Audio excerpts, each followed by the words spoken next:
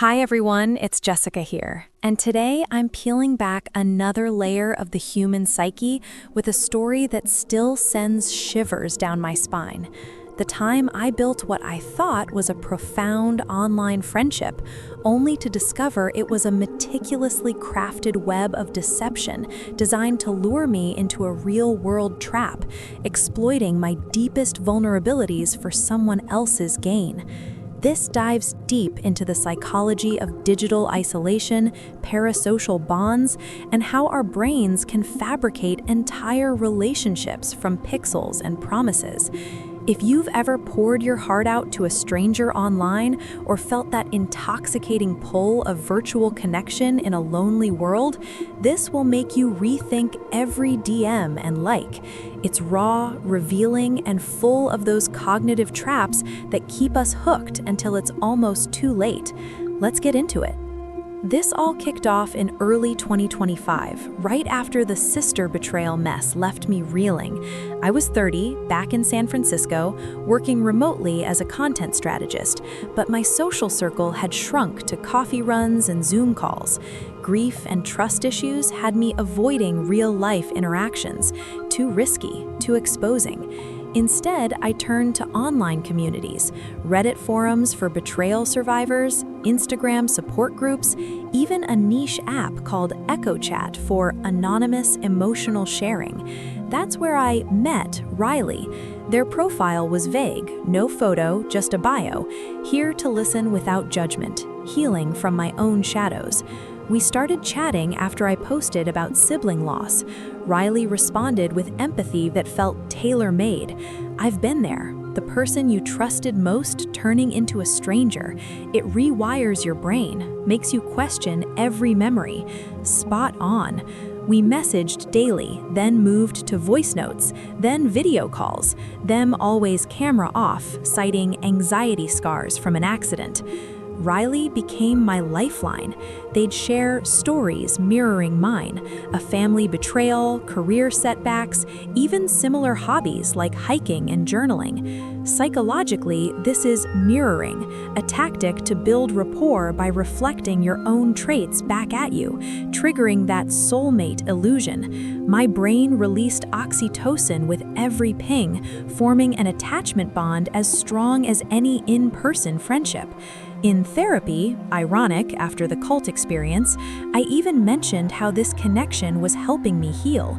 But deep down, cognitive biases were at play.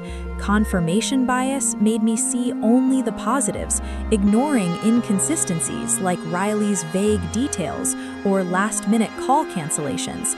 As weeks turned to months, the bond deepened. Riley encouraged vulnerability.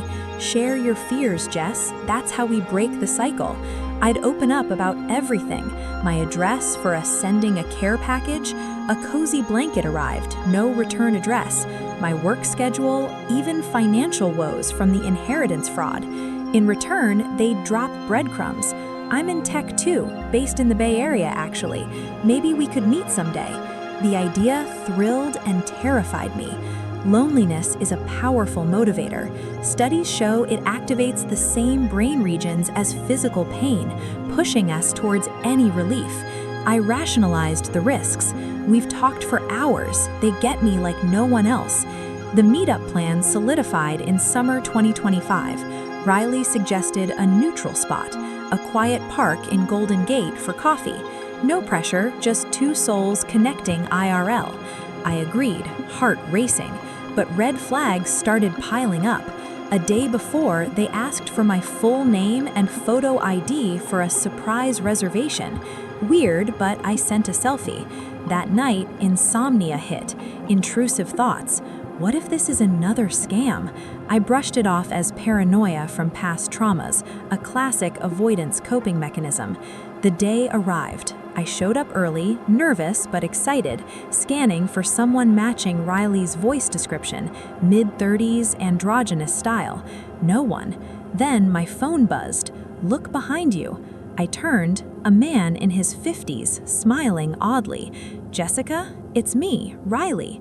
My stomach dropped. Not the person I'd imagined. He hugged me before I could react, whispering, "Finally." We sat, he ordered coffees, but something felt off. His stories shifted, details mismatched. When I probed, he got defensive. "You think I'd lie after all this?" Gaslighting in real time, making me doubt my recall. As we talked, the truth unraveled. He wasn't Riley, or rather, Riley was a persona. His real name was Greg, a divorced loner who'd stalked my socials after seeing my Reddit post. He'd used AI voice changers for calls, explains the camera off, deep-faked elements from public profiles to mirror me. The goal? Not romance, but extortion. He'd recorded our vulnerable chats, planned to blackmail me for money or favors once trust was sealed IRL. Psych breakdown? This is parasocial delusion gone predatory. For him, the online bond filled a void of rejection sensitivity. For me, it exploited attachment wounds, creating a false intimacy that bypassed real-world safeguards. I excused myself to the bathroom, heart pounding, and texted a friend my location with SOS. Then I confronted him subtly. "This feels wrong. I'm leaving." He grabbed my arm. "You can't. We have a connection." Panic surged. Fight or flight kicked in. I yanked away, ran to my car. He followed, yelling. I drove off shaking, called the police. They traced him via the app. Turns out he'd done this to 2 other women, building online personas, luring meets, escalating to threats. The aftermath was a psychological minefield. Betrayal trauma resurfaced, hypervigilance online, trust erosion in all digital spaces. Therapy dove into it, how our brains treat virtual bonds as real due to mirror neurons firing during empathetic exchanges. I deleted apps, set privacy max, started in-person meetups slowly. The twist? Greg got arrested for harassment. Chats were evidence. I testified remotely, reclaiming power. This taught me online connections can be beautiful, but they're illusions without verification. Loneliness isn't a flaw, it's human, but don't let it blind you to boundaries. Check voices, reverse search details, meet publicly. Your digital self deserves protection too. Whoa, reliving that still gets my pulse up, but sharing empowers us all. If this made you audit your online friends or nod along with the psych insights, hit like, share your own digital close calls below, and subscribe to Story Life for more. These stories keep coming. Hit the bell, tomorrow's got another twist. See you soon.